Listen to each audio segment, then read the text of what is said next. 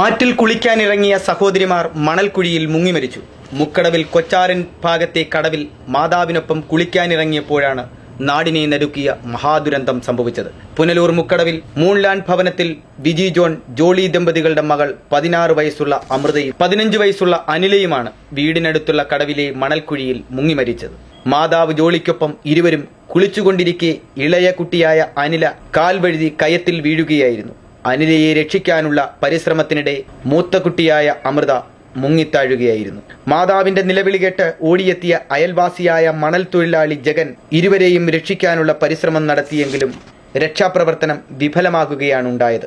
നാട്ടുകാർ വിവരമറിയിച്ചതിനെ തുടർന്ന് പുനലൂരിൽ നിന്ന് ഫയർഫോഴ്സ് സംഘം സ്ഥലത്തെത്തി മണൽക്കുഴിയിൽ നിന്നും ഇരുവരുടെയും മൃതദേഹം കരക്കെത്തിച്ചു.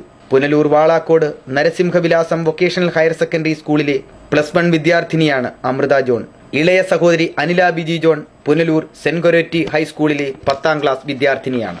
ഇരുവരുടെയും മൃതദേഹം പുനലൂർ താലൂക്ക് ആശുപത്രിയിലെ മോർച്ചറിയിൽ സൂക്ഷിച്ചിരിക്കുകയാണ്. പോസ്റ്റ്മോർട്ടത്തിന് ശേഷം അമൃതയുടെയും അനിലയുടെയും മൃതദേഹം പുനലൂർ തുളിക്കോട് സെന്റ് തോമസ് മർത്തോമ ചർച്ച് സെമിത്തേരിയിൽ സംസ്കരിക്കുമെന്ന് ബന്ധുക്കൾ അറിയിച്ചു. ഒരേ കുടുംബത്തിലെ സഹോദരിമാരുടെ അതിദാരുണമായ അന്ത്യം പ്രദേശത്തെ ആകമാനം ദുഃഖത്തിലാഴ്ത്തിയിരിക്കുകയാണ്. പ്രദീപ് ഗുരുകുലം, ന്യൂസ് ബ്യൂറോ, പത്തനാപുരം.